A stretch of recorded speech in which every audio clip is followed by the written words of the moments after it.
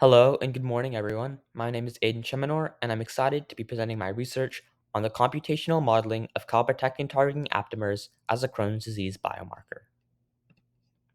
I'm going to start off with a brief overview of my talk, starting with my introduction, then my research objectives, methodology, data analysis, and finally, my discussion and conclusion. Alright, let's begin with the introduction and background. Crohn's disease is a chronic inflammatory bowel disease that I myself have struggled with, and it causes inflammation and scarring in the intestine. This causes neutrophils, which are white blood cells, to enter the intestine to defend against invading bacteria and pathogens, kind of like first responders.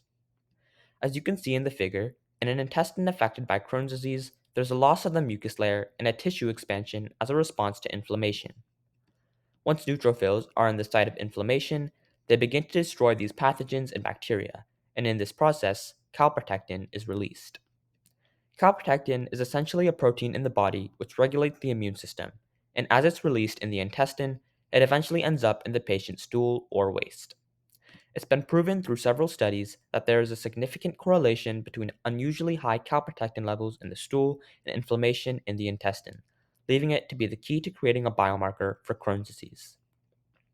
Unfortunately, Crohn's disease has often been shown to go undiagnosed in children under 15, including myself, as I had shown severe symptoms since the age of 3 but remained undiagnosed for 7 years.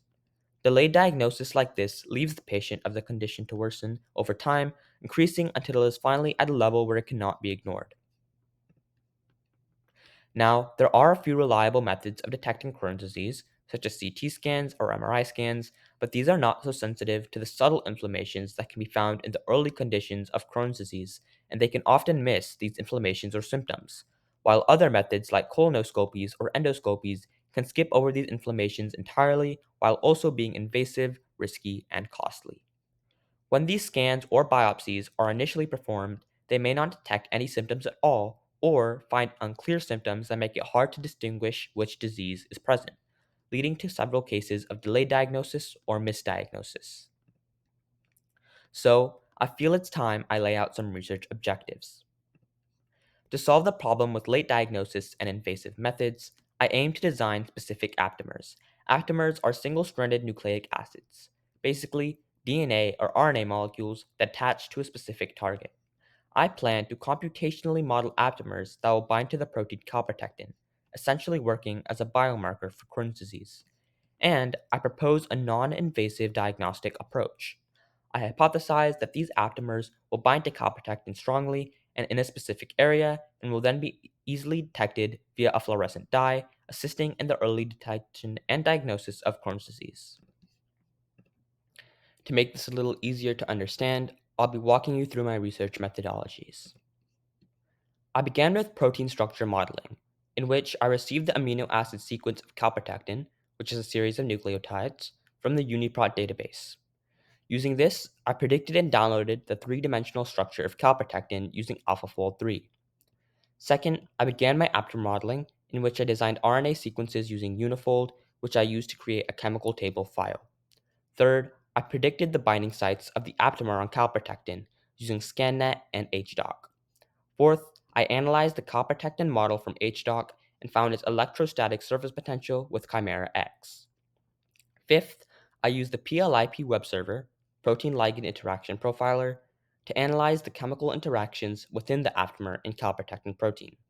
This included hydrogen bonds, salt bridges, and hydrophobic interactions.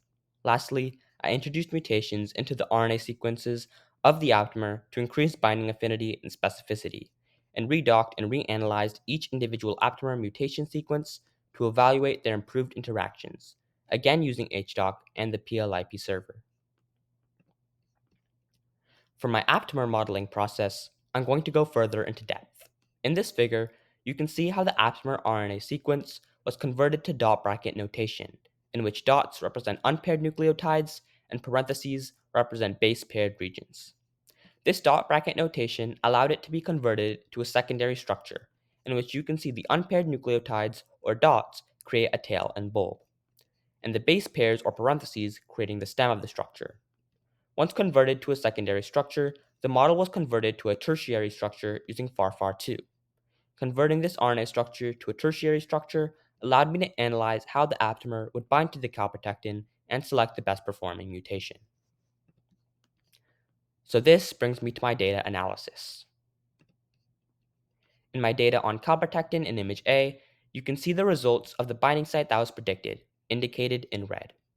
In image B, you can see the analysis of calprotectin with chimera X, and you can see the electrostatic surface potential, which represents the charge of the surface on the protein. You can note how the binding site is in an area with no charge. In images C and D, you can see calprotectin as a heterodimer, meaning it consists of two different proteins, S100A8 and S100A9, both of which assist in regulating the immune and inflammation responses. In the data on the aptamers, you can see how a figure of the aptamer mutation RNA sequence was just altered slightly, and how each mutation binded differently with the calprotectin. In the chart next to it, you can see that the mutations each had different ways of binding, and that mutation 2 had the strongest binding affinity to calprotectin, as it had the most binding interactions. Finally, this brings me to my discussion and conclusions. This research successfully modeled both calprotectin and aptamer structures, identifying binding sites with high accuracy. Aptamer mutation 2 emerged as a strong candidate for precise, non-invasive detection of Crohn's disease. My findings highlight the potential of aptamer-based diagnostics and address the limitations of current methods. The applications of this research are vast. Non-invasive diagnosis aptamers can measure calprotectin in stool samples, eliminating the need for invasive procedures. Aptamer-based tests could identify GI disorders like Crohn's disease early on, even before current diagnostic methods and before conditions worsen. And portable diagnostic devices using aptamers could provide rapid, cost-effective testing, enabling early detection and monitoring. Looking ahead, I plan to validate my computational findings by testing my model of aptamer binding in a lab and under physiological conditions. I also plan to increase the number of aptamers screened through computational methods to increase binding accuracy.